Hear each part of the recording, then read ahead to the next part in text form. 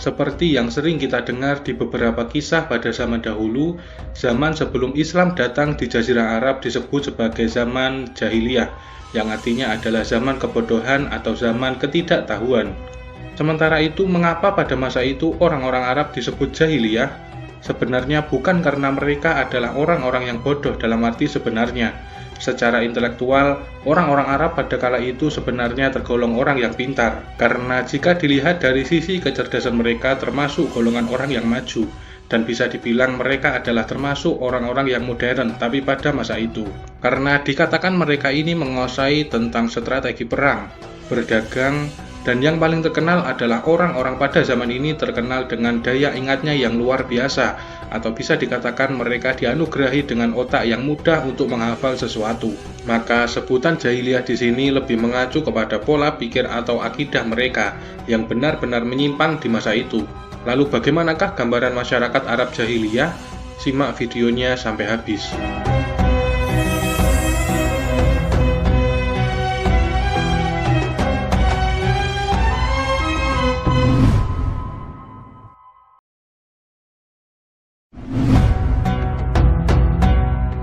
Di kalangan bangsa Arab terdapat beberapa kelas masyarakat yang kondisinya berbeda satu sama lain. Hubungan seseorang dengan keluarga di kalangan bangsawan sangat diunggulkan dan diprioritaskan, dihormati, dan juga dijaga, sekalipun harus dengan pedang yang terhunus dan darah yang tertumpah. Jika seseorang ingin dipuji dan terpandang di mata bangsa Arab karena kemuliaan dan keberaniannya, maka dia harus banyak dibicarakan oleh kaum wanita. Meskipun demikian, seorang laki-laki tetap dianggap sebagai pemimpin di tengah keluarga yang tidak boleh dibantah dan setiap perkataannya harus dituruti. Hubungan laki-laki dan wanita harus melalui persetujuan wali dari wanita. Seorang wanita tidak bisa menentukan pilihannya sendiri.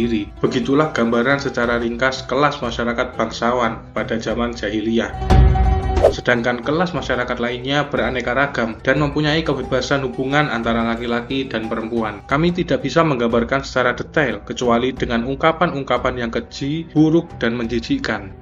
Abu Daud meriwayatkan dari Aisyah radhiyallahu anha bahwa pernikahan pada masa jahiliyah ada 4 macam. Yang pertama adalah pernikahan secara spontan. Seorang laki-laki dapat mengajukan lamaran kepada wali seorang wanita, lalu dia bisa menikahinya setelah menyerahkan mas kawin seketika itu pula.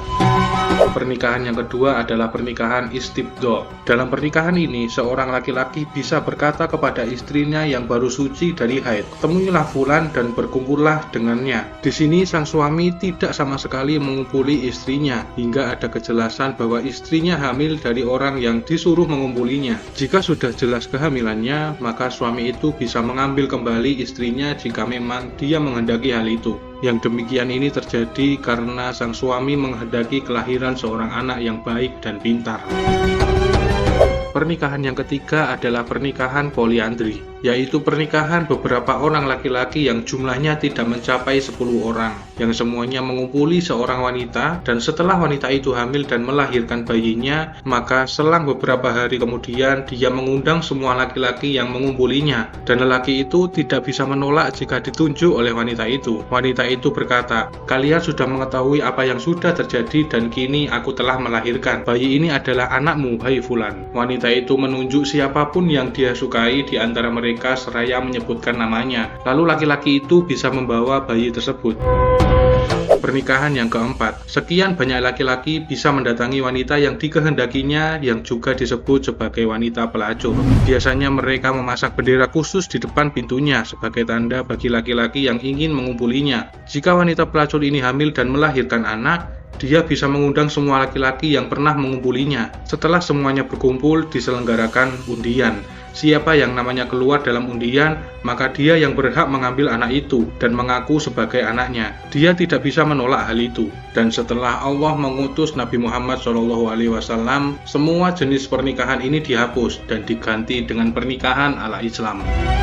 Selain itu, kebiasaan yang sudah dikenal akrab pada masa jahiliyah adalah poligami, tanpa ada batasan maksimal, berapapun banyaknya istri yang dikehendaki. Bahkan mereka bisa menikahi dua wanita yang bersaudara. Mereka juga bisa menikahi janda dari bapaknya, entah karena dicerai ataupun karena ditinggal mati. Hak perceraian ada di tangan kaum laki-laki tanpa ada batasannya. Hal ini disebutkan di dalam Al-Quran surat An-Nisa ayat 22-23.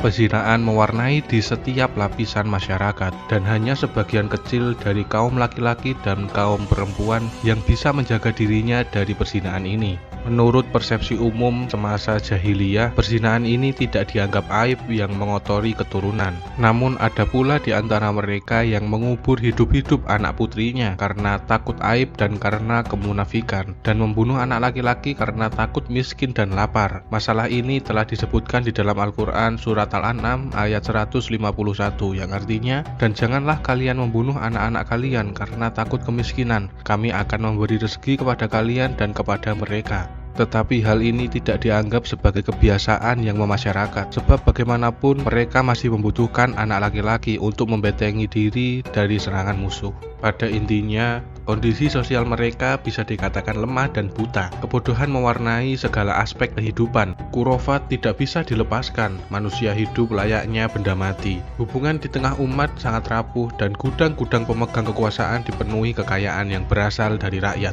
atau sesekali rakyat diperlukan untuk menghadang serangan musuh. Sedangkan kondisi ekonomi mengikuti kondisi sosial yang bisa dilihat dari jalan kehidupan bangsa Arab pada masa itu. Perdagangan merupakan sarana yang paling dominan untuk memenuhi kebutuhan hidup mereka. Jalur-jalur perdagangan tidak bisa dikuasai begitu saja, kecuali jika ia sanggup memegang kendali keamanan dan perdamaian. Sedangkan kondisi yang aman seperti ini tidak terwujud di Jazirah Arab, kecuali pada bulan-bulan suci. Pada saat itulah dibuka pasar-pasar Arab yang sangat terkenal, seperti Ukas, Dzilmajas, Madinah, dan lain-lainnya. Di sana terkenal dengan perindustrian dan kerajinannya. Kebanyakan hasil kerajinan yang ada di Arab seperti jahit menjahit, menyamak kulit, dan lainnya berasal dari rakyat Yaman, Hiroh, dan pinggiran Syam. Sekalipun begitu, di tengah Jazirah Arab ada pertanian dan pengembalaan hewan ternak, sedangkan wanita-wanita cukup menangani bagian pemintalan.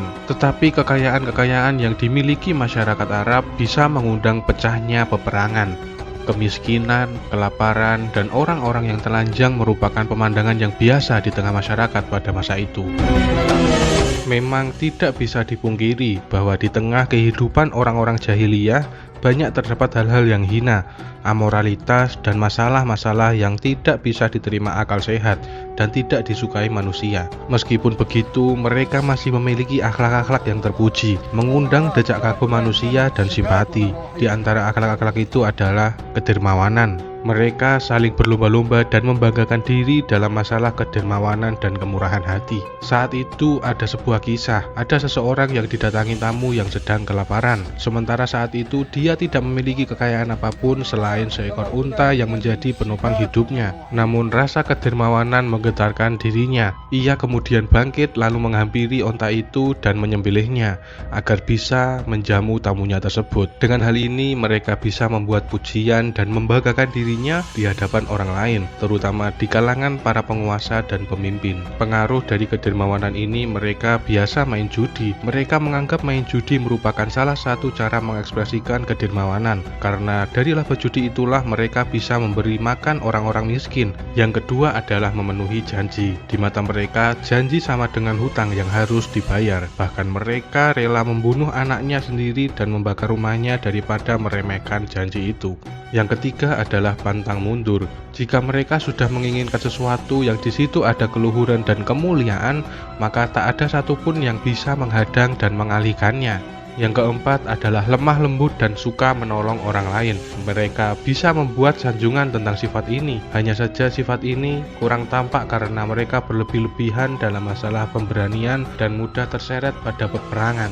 Yang kelima adalah kemuliaan jiwa dan keengganan menerima kehinaan. Akibatnya mereka bersikap berlebih-lebihan dalam masalah keberanian, sangat pencemburu dan cepat naik darah. Mereka tidak mau mendengar kata-kata yang menggambarkan kehinaan. Jika mendengar itu mereka akan bangkit lalu menghunus pedang, dan pecahlah peperangan. Mereka tidak peduli kematian bisa menimpa diri mereka sendiri karena hal itu. Wallahu a'lam bishawab. Semoga kisah ini bisa bermanfaat untuk kita semua dan semoga kita dihindarkan dari kehinaan semacam di masa jahiliyah itu. Amin amin ya robbal alamin. Ada kurang dan lebihnya mohon dimaafkan karena sejatinya kebenaran hanya milik Allah Subhanahu wa taala. Sampai ketemu di kisah-kisah seru yang penuh makna selanjutnya. Terima kasih sudah menonton. Jika kalian suka bisa klik tombol subscribe, like dan komen untuk saran video-video kedepannya. Saya akhiri, wassalamualaikum warahmatullahi wabarakatuh.